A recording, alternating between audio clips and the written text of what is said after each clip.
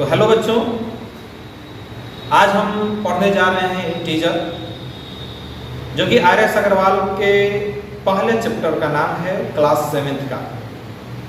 और हम ये समझेंगे कि इंटीजर क्या होते हैं और इसके अलग अलग प्रकार भी समझेंगे, और ये इंटीजर बनता कैसे है ये भी हम समझेंगे। तो आइए हम देखते हैं कि इंटीजर क्या होता है और इसके सवाल को भी हम लोग हल करना शुरू करेंगे। तो चलिए शुरू करते हैं। मैं हूँ इमरान अंसारी। आज का हमारा क्लास होगा इंटीजर के बारे में। तो चलिए हम लोग इंटीजर को समझते हैं। देखिए, सबसे पहले हम इंटीजर किसको कहेंगे ये जानना जरूरी है। ठीक है, इंटीजर्स को हमको कहते हैं हिंदी में पूर्णांक। पूर्णांक, ठीक है। पूर्णांक क्या होता है ये समझना जरूरी है कि पूर्णांक होता क्या है, किसको कहते हैं पूर्णांक। तो इसका सिंपल डेफिनेशन हम समझ लेते हैं कि पूर्णांक किसे कहते हैं। तो आप लोग जानते हैं कि पूर्णांक में नेगेटिव नंबर भी आते हैं, पॉजिटिव नंबर भी आते हैं और साथ में जीरो भी होता है। तो जीरो को भी हमको ये जानना जरूरी है कि जीरो इसमें ऐड कैसे होता है, किस संख्या से होकर के इंटीजर्स के अंतर्गत आया है। ठीक है, तो चलिए हम आगे बढ़ते हैं। तो हम लोग इंटीजर पढ़ने से पहले उसके कुछ पहले आ जाते हैं, उसके बारे में समझते हैं। तो देखिए, सबसे पहले हमको समझना पड़ता है कि नेचुरल नंबर किसे कहते हैं। ठीक है, नेचुरल नंबर किसे कहते हैं। नेचुरल नंबर को हम लोग हिंदी में कहते हैं प्राकृतिक संख्या। क्या कहते हैं? प्राकृतिक संख्या। प्राकृतिक संख्या अगर हम कहेंगे इसको, तो यानी कि ये समझ में आता है कि नेचर से मिला है। तो देखिए, कहा जाता है कि सभी काउंटिंग नंबर जो होते हैं,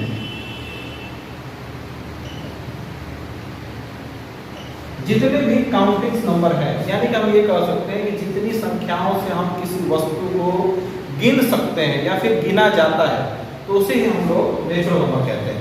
नेचुरल नंबर अगर हम कहें तो ध्यान से समझिएगा कि किसी भी संख्या को काउंट करने के लिए हम लोग शुरुआत करते हैं 1 से। क्या शुरुआत करते हैं? 1 से। 1 2 3 4 ऐसे डॉट डॉट डॉट डॉट। अगर हम देखें तो ये सभी क्या हो जाएंगे? काउंटिंग नंबर हो जाएंगे।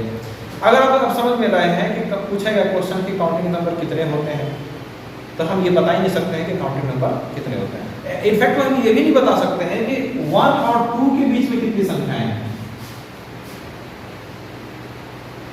सोचिए, जब हम 1 और 2 के बीच में ये डिफाइन नहीं कर सकते हैं कि कितनी संख्याएं होती हैं, तो हम लोग नेचुरल नंबर को भी डिफाइन नहीं कर सकते हैं कि कितनी संख्याएं होती हैं। अब जैसे मान लीजिए कि आप लोग समझ रहे हैं कि चलिए ठीक है, 1 और 2 के बीच में हम ये कह सकते हैं कि 1.5 हो सकता है, या फिर कोई कह दिया कि 1.1 सब कह लीजिए, 1.2 कह लीजिए, 1.3 कह लीजिए, 1.4 कह लीजिए। ठीक है, तो कोई ये भी तो कह सकता है ना कि 1.01 हो सकता है सर, 1.02 हो सकता है, या फिर कोई ये भी कह सकता है कि सर 1.001 हम लिखेंगे। जब इसको हम डिफाइन नहीं कर सकते, 1 और 2 के बीच के नंबर को हम डिफाइन नहीं कर सकते, तो क्या हम नेचुरल नंबर को डिफाइन कर सकते हैं? नहीं कर सकते, क्योंकि नेचुरल नंबर इतनी संख्याएं होती हैं, इतनी संख्याएं होती हैं। अगर कोई कह रहे सर 100 होते हैं, तो क्या 101 नहीं हो सकता है? ठीक है, समझने की बात है। तो चलिए हम आगे बढ़ते हैं और समझते हैं कि नेचुरल नंबर के बाद कौन सी संख्याएं आती हैं। तो नेचुरल नंबर के बाद हम दूसरी संख्या देख लेते हैं। तो दूसरी संख्या हम ये कह सकते हैं कि होल नंबर क्या होता है। होल नंबर, तो होल नंबर को हम लोग हिंदी में कहते हैं पूर्ण संख्या। पूर्ण संख्या, पूर्ण संख्या का मतलब ये होता है कि पूरी संख्या। तो आप जानते हैं कि संख्या में जीरो भी ऐड होता है। तो चलिए हम आगे बढ़ते हैं, उसके बाद बात होगी। होल नंबर को हम लोग जैसे ही जीरो के साथ, जीरो को नेचुरल नंबर के साथ हम ऐड करते हैं, जैसे ही हम लोग नेचुरल नंबर के साथ जीरो को ऐड कर सकते हैं, तो ये पूरी संख्याएं होल नंबर बन जाती हैं। क्या बन जाती है? होल नंबर बन जाती है। ठीक है, तो आगे हम ये समझेंगे कि जब प्राकृतिक संख्या को हम लोग 1 2 3 4 कहेंगे, तो होल नंबर को जैसे ही 1 2 3 के साथ जीरो ऐड किया जाता है, ये संख्या पूर्ण संख्या बन जाती है, यानी होल नंबर बन जाते हैं। क्लियर है इतना? आगे बढ़ते हैं। देखिए, इसका अगर हम होल नंबर को डिफाइन करें तो ये कह सकते हैं कि all counting number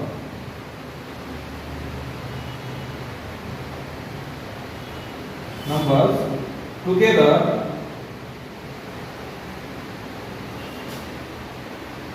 with zero. Zero का मतलब ये जीरो। क्लियर है?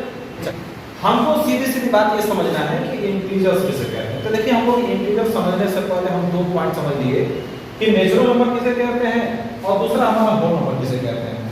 ठीक है, तो होल नंबर आप ये समझ पाए कि जैसे ही काउंटिंग नंबर के साथ हम लोग जीरो को ऐड करते हैं, तो वो तुरंत होल नंबर बन जाता है। तो उसी तरह से हम ये भी समझेंगे कि जो काउंटिंग नंबर हम बोल रहे थे, तो हम ये भी काउंट कर सकते हैं कि 1 2 3 4। कभी कभी काउंटिंग कर ये हम अभी कर सकते हैं कि सर 1 को काउंट कर सकते हैं, 1.5 को काउंट कर सकते हैं। नहीं, हम लोग कोई भी वस्तु काउंट करते हैं तो सीधा 1 2 3 4 5 6 7 ऐसे ले जाते हैं। हम ये नहीं कहते कि सर ये 1 है, ये 1.5 है, ये 2 है। हाँ, पार्टीशन को हम बता सकते हैं कि ये 1 हिस्सा है, 1.5 हिस्सा है, 2 हिस्सा है, 2.5 हिस्सा है, 3 हिस्सा है। क्लियर? चलिए, तो हम आगे बढ़ते हैं कि इंटीजर्स किसे कहते हैं। मेन मुद्दा हमारा यही है कि इंटीजर्स किसे कहते हैं। तो हमको समझना ये जरूरी है कि इंटीजर्स क्या होते हैं, इंटीजर किसे कहते हैं। तो चलिए हम लोग इस 2 पॉइंट को आगे बढ़ाते हैं और तीसरा पॉइंट हम लेते हैं इंटीजर्स। क्लियर? तो चलिए हम लोग इंटीजर को समझते हैं कि इंटीजर क्या होता है। तो हम ये कह सकते हैं कि इंटीजर सीधे सिंपल भाषा में कह सकते हैं कि जितने भी काउंटिंग नंबर होते हैं, यानी कि ऑल काउंटिंग नंबर, साथ में इसका 0 भी रहेगा।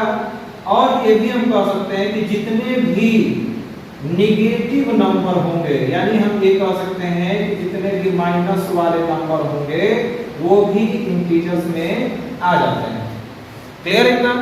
यानी हम ये कह सकते हैं कि 1 2 3 ये हमारा काउंटिंग नंबर हो गए, साथ में हम 0 ले लिए, ये भी हमारा हो गया। नेगेटिव नंबर हम ले लेते हैं तो -1 -2 -3 -4/5। Clear?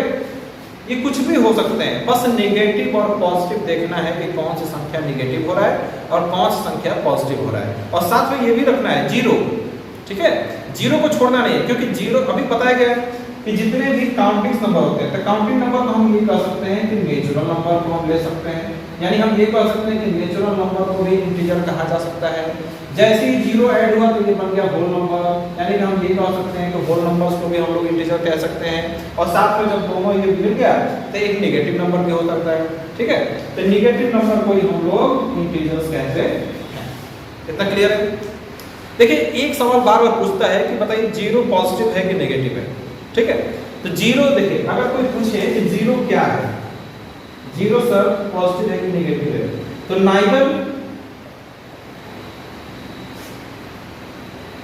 Neither positive not negative. यानी हम ये कह सकते हैं कि ना ही ये पॉजिटिव होता है और ना ही नेगेटिव होता है, ये न्यूट्रल होता है। क्या होता है? न्यूट्रल। देखिए, अगर हम एग्जांपल पहला ले लें, पहला एग्जांपल हम ये समझते हैं कि क्या होगा। मान लेते हैं कि कोई संख्या हम ले लेते हैं दोनों पॉजिटिव, तो अगर हम ये कह सकते हैं कि क्या 2 पॉजिटिव संख्याओं को जोड़ने पर उसकी संख्या हमेशा पॉजिटिव आएगी। तो देख लीजिए, अगर मान लेते हैं कि कोई संख्या हम ले लेते हैं 8 एंड और 9, यानी हम इसको क्या करना है, इसको ऐड करना है। क्या करना है? ऐड करना है। तो ऐड करने में हम ये कह सकते हैं कि 2 पॉजिटिव संख्याओं को एडिशन, क्या हमेशा उसकी संख्याएं जो भी आंसर आएगा वो पॉजिटिव ही होगा। चलिए देखते हैं। तो हम ये समझते हैं कि 8 और 9, यानी एंड की जगह हम प्लस का साइन लगाएंगे और 8 और 9 कितना हो जाएगा? 17 हो जाएगा। ये हम ये कह सकते हैं कि 2 पॉजिटिव संख्याओं को ऐड करने पर इसका आंसर भी हमारे पास पॉजिटिव में ही आएगा। क्लियर इतना? चलिए आगे बढ़ते हैं। एक और एग्जांपल ले लेते हैं। क्या 2 नेगेटिव संख्याओं को ऐड करते हैं तो क्या उसकी संख्या पॉजिटिव आएगी? 2 संख्याएं नेगेटिव हम ले लेते हैं, एक 13 ले लेते हैं और एक -25 ले लेते हैं। क्लियर है इसमें? तो कह रहा है कि क्या 2 नेगेटिव संख्याओं को जोड़ने पर उसका आंसर नेगेटिव ही आएगा। तो देखिए, तो -13 एंड प्लस -25। आप लोग जानते होंगे, एक चीज हमेशा पढ़ते होंगे आप लोग कि प्लस और प्लस ऐड हो जाता है तो प्लस बन जाता है, माइनस और माइनस हो जाता है तो ये प्लस बन जाता है, प्लस और माइनस हो जाता है तो ये माइनस हो जाता है, और माइनस प्लस हो जाता है तो ये भी माइनस हो जाता है ना? ये तो आप जानते ही होंगे। तो यहाँ पे देखिए -13 दिया है और ये प्लस माइनस माइनस हो जाएगा, और ये 25। माइनस माइनस क्या होता है? प्लस होता है। तो माइनस माइनस प्लस होते हैं, यानी संख्याओं को ऐड करेंगे। ठीक है? तो 25 और 3 कितना हो जाएगा? 13 कितना हो जाएगा? 38। बड़े वाले का साइन लिखा जाता है, तो बड़ा वाला साइन कौन सा है? माइनस का। तो बड़ा वाला साइन माइनस का, तो यही वाला क्या हो जाएगा? आंसर। यानी हम ये कह सकते हैं कि 2 नेगेटिव संख्याओं को ऐड किया जाएगा तो उसका आंसर हमेशा नेगेटिव ही होगा। इतना समझ आया? चलिए आगे बढ़ते हैं। हाँ, अगला एग्जांपल हम देखते हैं कि 2 संख्याएं लेते हैं लेकिन दोनों का जो चिन्ह है, साइन है, वो अलग अलग होता है। यानी हम ये कह सकते हैं कि एक साइन हम निगेटिव ले लेते हैं और दूसरा साइन पॉजिटिव ले लेते हैं, यानी कि एक इंटीजर्स हम ऐसे ले लेते हैं जो निगेटिव हो और दूसरा पॉजिटिव हो। अगर हम एग्जांपल नंबर दूसरा समझें, जैसे हम -4 + 9 ले लेते हैं, -4 + 9 ले लेते हैं, तो देखिए इसको क्या करते हैं कि माइनस और प्लस क्या हो जाएगा, माइनस हो जाएगा, यानी संख्याएं आपस में क्या होंगी, माइनस होंगी। संख्याएं जब आपस में माइनस होंगी तो 9 में 5 - 4 माइनस होगा तो कितना बचेगा 5। याद रखिएगा कि प्लस और माइनस में हमेशा बड़े वाली संख्याओं का चिन्ह रखा जाता है, बड़े वाले चिन्ह रखा जाता है, यानी कि कोई भी संख्या अगर बड़ी है तो उसकी चिन्ह हम लोग लास्ट में लगाते हैं। तो ध्यान से समझिए कि इसमें बड़ी वाली संख्या कौन सी है, 9, तो 9 बड़ी वाली संख्या है तो उसका साइन कौन सा है, प्लस का, यहाँ पे प्लस। तो ये आप लोग जानते हैं कि प्लस लिखा नहीं जाता है, प्लस रहता है, यानी हम उसकी कोई भी संख्या के आगे अगर कोई चिन्ह नहीं है तो उसको पॉजिटिव ही माना जाता है। क्लियर है इतना? आगे बढ़ते हैं, एक और एग्जांपल ले लेते हैं, जैसे -29 और +52, ये संख्या ले लिए हम, ठीक है। तो चलिए देखते हैं, माइनस प्लस माइनस हो जाएगा, यानी कि संख्याएं माइनस होंगी उसमें, तो ये 52 में 29 माइनस अगर हम करते हैं तो कितना आंसर आ जाएगा, तो देखिए 29 में अगर हम 52 माइनस करते हैं तो 52 में 29 अगर हम माइनस करते हैं तो यहाँ पे बच जाएगा 3, यहाँ पे बच जाएगा 2। अब बड़े वाले का साइन लिखेंगे तो यहाँ पे देखिए प्लस है, यहाँ पे देखिए माइनस है, तो बड़ा वाला चिन्ह प्लस है तो प्लस का साइन यहाँ पे आ जाएगा, यानी कि हम ये कह सकते हैं कि -29 + 52 का आंसर हमारे पास आएगा, तो क्या आएगा, +23। क्लियर है इतना? देखिए चलिए हम प्लस माइनस के बाद हम कुछ इंटीजर्स के प्रॉपर्टीज समझ लेते हैं। तो प्रॉपर्टीज क्या होते हैं, यानी कि जोड़ने का तरीका क्या होता है, घटाने का तरीका क्या होता है, मल्टीप्लिकेशन का तरीका क्या होता है, डिवीजन का तरीका क्या होता है, या फिर कुछ ऐसे तरीके होते हैं जो कभी कभी क्वेश्चन पूछ देता है कि एक प्रॉपर्टी के आधार पर क्वेश्चन को हल कीजिए। तो प्रॉपर्टीज को समझना जरूरी है कि किस तरह के प्रॉपर्टी, यानी किस तरह संख्याओं के एडिशन को किस तरह के प्रॉपर्टीज के अंदर रखेंगे, कैसी संख्याओं के जो तरीके होते हैं ऐड करने के या फिर क्वेश्चन के जो तरीके होते हैं उसको किस तरह के प्रॉपर्टीज में रखा जाता है। तो चलिए हम इसी प्रॉपर्टीज को आगे समझते हैं। तो इसमें देखिए कि अगर हम हेडिंग डालें तो ये कह सकते हैं कि प्रॉपर्टीज ऑफ एडिशन, यानी हम एडिशन के प्रॉपर्टीज को समझ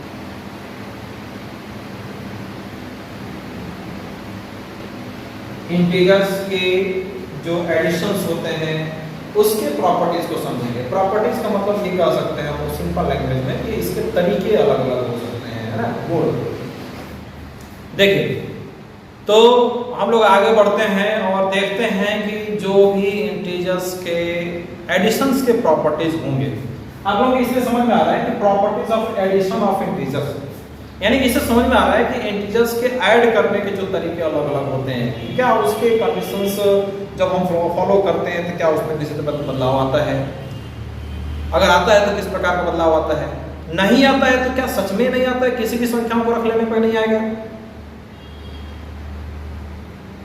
है कि नहीं। तो चलिए हम लोग पहला देखते हैं प्रॉपर्टीज क्या होता है। पहला प्रॉपर्टीज हमारा है closure properties.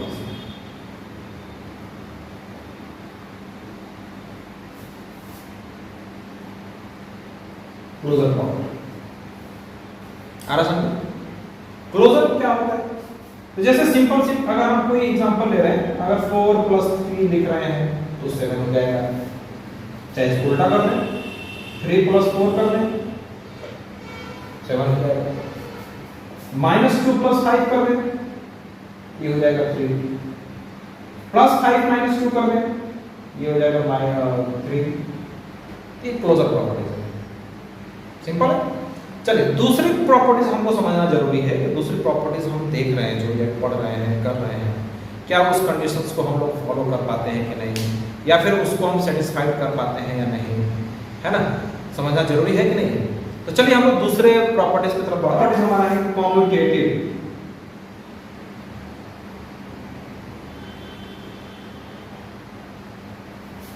Commutative law of addition, commutative law of addition.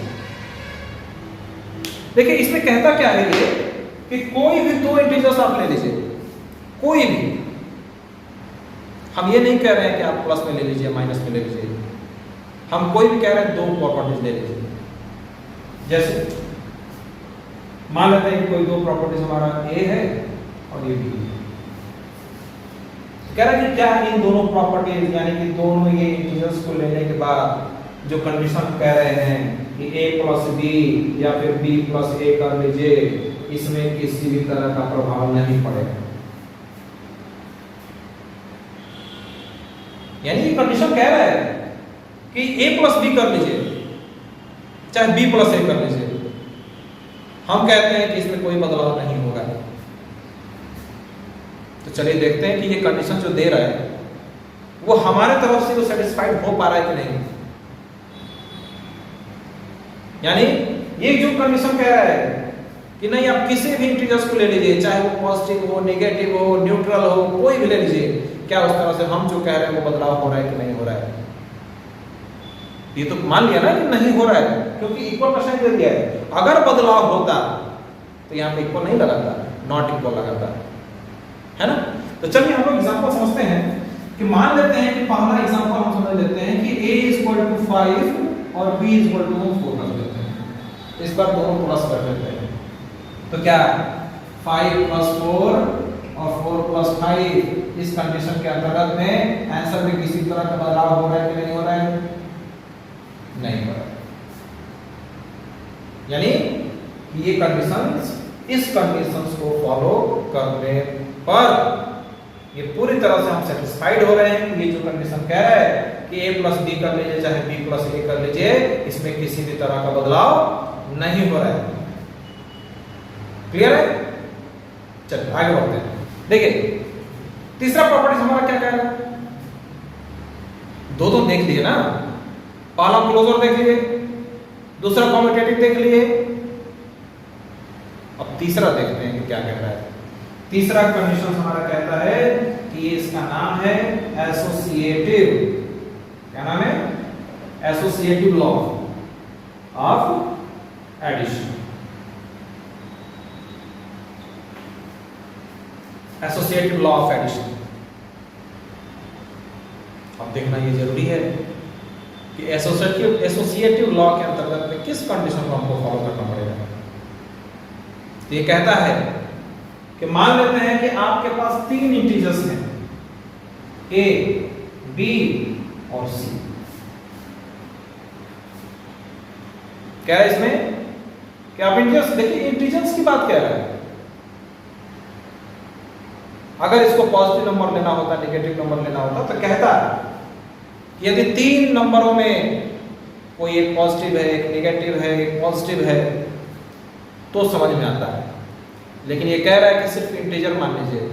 तो इंटीजर में हम जानते हैं कि नेगेटिव संख्याएं भी आती हैं, पॉजिटिव संख्याएं भी आती हैं, यहाँ तक कि जीरो भी उसमें ऐड हो जाता है, क्योंकि हम जानते हैं कि जीरो और ना ही पॉजिटिव होता है और ना ही नेगेटिव होता है।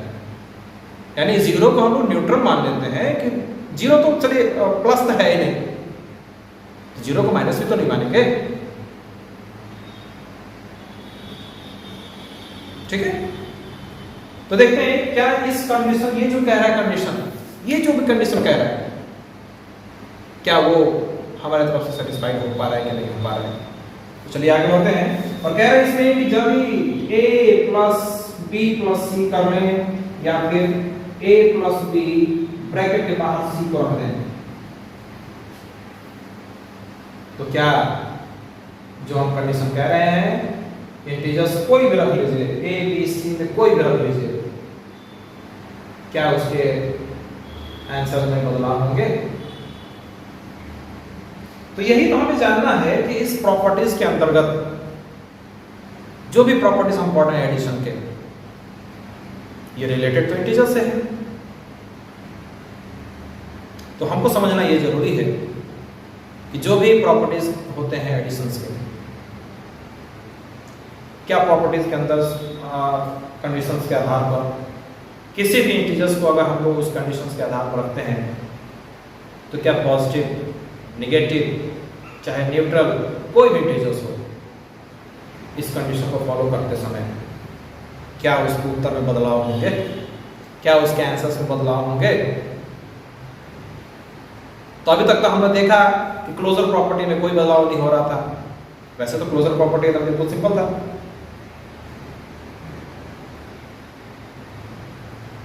दूसरा हमारा कॉम्पिटेटिव था कि a प्लस बी कर दें चाहे b प्लस a कर दें, इसमें भी तीसरे बदलाव नहीं देखे हम। तो हम तीसरे प्रॉपर्टीज की तरफ बढ़ते हैं और देखते हैं कि क्या इस कंडीशंस को हम फॉलो कर रहे हैं तो इसके बदलाव हो रहा है या नहीं हो रहा है। मेरे ख्याल से नहीं होगा, क्योंकि हम लोग देखिए यहाँ पे इक्वल लगाया है। तो इक्वल का मतलब होता है कि चाहे आप इस साइड रहिए चाहे आप उस साइड रहिए, दोनों साइड हम बराबर लेके चलेंगे। अगर एक तरफ निगेटिव आता है दूसरी तरफ भी निगेटिव आएगा। अगर लेफ्ट हैंड साइड में निगेटिव प्लस निगेटिव जब पॉजिटिव हो जाता है तो दूसरी साइड भी आरएचएस में भी पॉजिटिव ही आएगा। इतना तो समझ में आता है ना। तो इसी कंडीशंस को हम लोग आगे बढ़ाते हुए तीसरे प्रॉपर्टीज की तरफ बढ़ते हैं और देखते हैं कि क्या जो हम तीसरा प्रॉपर्टीज को फॉलो कर रहे हैं, ये जो एसोसिएटिव लॉ ऑफ एडिशंस है, इसको फॉलो करते समय कह रहे हैं कोई भी तीन इंटीजर्स ले लीजिए, ए हो बी हो या सी हो, अगर इस कंडीशंस के अंतर्गत हम रख रहे हैं इंटीजर्स को, तो क्या लेफ्ट हैंड साइड और राइट हैंड साइड आपस में बराबर होंगे। तो इसी चीज को हम लोग देखते हैं, सेटिस्फाइड करने के लिए हम लोग आगे बढ़ते हैं और देखते हैं कि अगर मान लेते हैं कि a बराबर 2 हो, b इक्वल टू 3 हो एंड c इक्वल टू 4 हो। इसमें ये समझ आ रहा है कि देखिए हम तीनों को पॉजिटिव ले लिए हैं, एक बार हम नेगेटिव लेकर के देखेंगे क्या उसमें बदलाव हो रहे हैं कि नहीं हो रहे हैं, है ना। तो चलिए इसको हम लोग देखते हैं और कहते हैं कि a plus b plus c is equal to a plus b plus c। देखिए इस पर इसके जगह में रखते हैं 2 प्लस 3 प्लस 4, यहाँ पर रख लेते हैं 2 प्लस 3 प्लस 4। देखते हैं सेटिस्फाइड हो जाएगा नहीं होता है। तो 2 प्लस 7 इक्वल टू 5 प्लस 4, यहाँ पर देखिए 9 इक्वल टू 9 हो गया। यानी ये समझ में आया कि इसमें भी लेफ्ट हैंड साइड जितना है उतना ही राइट हैंड साइड भी आ रहा है। वैल्यू कुछ भी हो, वैल्यू को हम छोड़ देते हैं, हमारा साइन भी बराबर आ जा रहा है।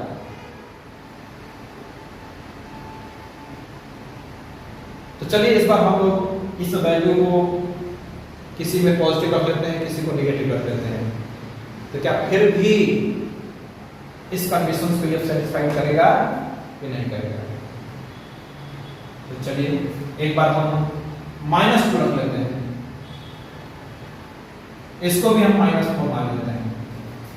क्या फिर भी इस कंडीशंस को फॉलो कर पाएगा वो, देखते हैं। तो कह रहे हैं इसमें कि a plus b plus c या फिर a प्लस b ब्रैकेट में बाहर कर दीजिए c। कंडीशन तो वही है ना। चलिए a की जगह में -2 रख लेते हैं, प्लस b, c की जगह 3 रख लेते हैं, पॉजिटिव है, प्लस -4 यहां पे हो जाएगा ये, इसको ब्रैकेट थोड़ा चेंज कर लेते हैं। यहाँ पर a प्लस b है तो हम -2 प्लस 3 रख लेते हैं, प्लस -4 रख लेते हैं। ठीक है, तो चलिए हम आगे बढ़ते हैं और देखते हैं कि क्या इसमें किसी भी तरह का बदलाव हो रहा है या नहीं हो रहा है। यहाँ पर देखिए -2 प्लस ब्रैकेट में डाले रहते हैं 3 प्लस -4। यहाँ पे ये -2 प्लस 3 है तो यहाँ पर आ जाएगा, और यहाँ प्लस माइनस है तो 4 आ जाएगा। तो हो जाएगा ना। यहाँ पर देखिए -2 प्लस, इसमें हम ऐड करते हैं, इसको इसको इसको हम करते हैं तो प्लस माइनस हो जाएगा, 4 में 3 माइनस होगा, कितना बचेगा 1, वो भी माइनस में, यहाँ पर -1 -4 बचा हुआ है। तो क्या ये जो प्रॉपर्टीज आएगा वो बराबर होंगे कि नहीं होंगे। प्लस माइनस -1 इक्वल टू 1 -4, यहाँ पे -3 इक्वल टू -3। देखिए यहाँ पर बदलाव हो गया, वैल्यू तो सेम हो ही रहा है, साइन भी एकदम बराबर हो रहा है, अगर इधर माइनस है तो उधर भी माइनस, इधर प्लस है तो उधर भी प्लस। यानी ये जो कंडीशन कह रहा है कि एडिशन के तीसरा मान लीजिए, पहला मान लीजिए, दूसरा मान लीजिए, कोई भी प्रॉपर्टी अगर है जिस तरीके से हम कह रहे हैं उसको आप सेटिस्फाइड करते हैं तो आंसर लेफ्ट हैंड साइड का भी और राइट हैंड साइड का भी दोनों का बराबर आएगा। समझ में आ रहा है ना? तो चलिए हम लोग चौथे प्रॉपर्टीज की तरफ बढ़ते हैं, जो कि हमारा है, हमारा जो अगला प्रॉपर्टीज है चौथा, वो क्या कह रहा है?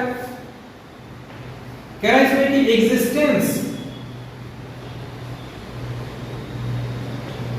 एग्जिस्टेंस ऑफ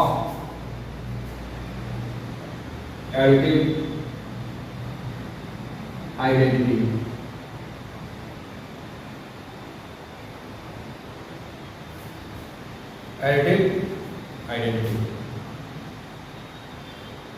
समझ में आ रही बात? ये हमारा चौथा प्रॉपर्टी है। अब देखिए ये क्या कह रहा है, क्या कह रहा है इसमें? कह रहा है इसमें कि कोई भी एक इंटीजर ले लीजिए और उसको जीरो के साथ जोड़ दीजिए। कह रहा है इसमें कि मान लेते हैं कोई एक इंटीजर हमारे पास है ए, और कह रहा है इसमें कि ए को जीरो के साथ जोड़िए, चाहे जीरो के साथ ए को जोड़िए, ए के साथ जीरो जोड़िए, चाहे जीरो के साथ ए को जोड़ दीजिए, आंसर बराबर आएगा। क्या ऐसा हो सकता है? हो सकता है, ये तो हम मान सकते हैं कि इस कंडीशन को हम फॉलो कर रहे हैं, जो कह रहा है वो बराबर हो सकता है। तो एग्जांपल हम ले लेते हैं कि 4 + 0 = 0 + 4, ये भी 4, ये भी 4, बदलाव हुआ? नहीं हुआ। यानी हम ये भी कर सकते हैं कि क्लोजर प्रॉपर्टीज हो, उसमें भी कोई बदलाव नहीं हुआ, कॉम्यूटेटिव लॉ हो, उसमें भी कोई बदलाव नहीं हुआ, एसोसिएटिव लॉ हो, उसमें भी कोई बदलाव नहीं हुआ। हम चौथा भी देख लीजिए कि एग्जिस्टेंस ऑफ एडिटिव आइडेंटिटी, इसमें भी कोई बदलाव नहीं है। तो क्या हो सकता है कि नेक्स्ट प्रॉपर्टी जो हो उसमें कुछ बदलाव हो जाए? चलिए देखते हैं। एग्जिस्टेंस ऑफ एडिटिव इनवर्स, देखिए इनवर्स इसमें जुड़ गया, यानी इनवर्स मतलब क्या? उल्टा। इनवर्स मतलब उल्टा। तो मान लेते हैं कह रहा है इसमें, इस कंडीशन से अगर हम देखें तो कह रहा है कोई भी एक इंटीजर ले लीजिए और फिर इस इंटीजर को उल्टा कर दीजिए। उल्टा करने का मतलब क्या? जब एक ही इंटीजर है तो उसको उल्टा करने का मतलब क्या है? साइन चेंज कर दीजिए। यानी यदि कोई इंटीजर ए है, इसको साइन चेंज करने पर माइनस ए हो जाएगा, हो जाएगा ना? तो कह रहा है इसमें कंडीशन कि a + -a कर दीजिए या फिर -a + a कर दीजिए, लास्ट में 0 ही आपके पास बचेगा। तो देखते हैं कंडीशंस को फॉलो कर रहे हैं तो ये ऐसा हो रहा है कि नहीं हो रहा है। ठीक है, आगे बढ़ते हैं। तो देखिए कह रहा है इसमें कि a की जगह पे अगर हम मान लेते हैं 4 रख लेते हैं, इसका इनवर्स करने पर -4 होगा कि नहीं होगा? होगा ना इनवर्स करने पर। तो देखिए 4 + -4 = -4 + 4, यहाँ पे हो जाएगा 4 - 4 = -4 + 4, यहाँ पे 0, यहाँ पे भी 0, यानी कंडीशन सेटिस्फाइड हो गया कि नहीं हो गया? हो गया ना? तो हमको ये पता चला कि एडिटिव के जितने भी लॉ होते हैं, प्रॉपर्टीज होते हैं, चाहे वो क्लोजर प्रॉपर्टीज हो, कम्यूटेटिव लॉ हो, एसोसिएटिव लॉ हो, या फिर ये एग्जिस्टेंस ऑफ एडिटिव आइडेंटिटी हो, या फिर पांचवा हमारा एग्जिस्टेंस ऑफ एडिटिव इनवर्स हो, कंडीशन जो कह रहा है बिल्कुल सेटिस्फाइड हो रही है। चाहे आप निगेटिव इंटीजर ले लीजिए, पॉजिटिव इंटीजर ले लीजिए, दोनों पॉजिटिव रख लीजिए, दोनों निगेटिव रख लीजिए, इसमें ये चीज समझ में आ रहा है कि लेफ्ट हैंड साइड और राइट हैंड साइड आपस में हमेशा बराबर हो रहे हैं। तो चलिए इस क्लास में यहीं पे खत्म करते हैं और आगे बढ़ते हैं, और हम कहते हैं, बता रहे हैं आपको कि नेक्स्ट क्लास में हम लोग पढ़ेंगे प्रॉपर्टीज ऑफ सब्ट्रैक्शन। आज तो हम लोग पढ़े properties of addition of integers, अगले क्लास में हम लोग पढ़ेंगे properties of subtraction of integers, यानी इंटीजर्स को अगर हम घटा रहे हैं आपस में तो क्या उसकी प्रॉपर्टीज के अंतर्गत हम रख रहे हैं, और हम लोग ये कंपेयर करके भी देखेंगे कि एडिशन और सब्ट्रैक्शन के दोनों प्रॉपर्टीज को अगर हम लोग आपस में साथ में रख लेके चल रहे हैं तो क्या बदलाव देखने को मिल रहे हैं। कहीं ऐसा तो नहीं कि एडिटिव में हमारा कोई बदलाव नहीं हो रहा था तो क्या सब्ट्रैक्शन में बदलाव हो जाएगा। कहीं ऐसा तो नहीं कि यहाँ पे जब दोनों कंडीशंस आपस में बराबर आ रहे थे LHS और RHS, तो कहीं सब्ट्रैक्शन में ऐसा तो ना हो कि LHS कुछ और है RHS कुछ और है। यानी कहीं ऐसा तो नहीं है कि A प्लस बी और B प्लस A करें तो कहीं ऐसा तो ना हो कि बीच का डिफरेंस दोनों इक्वल ना हो।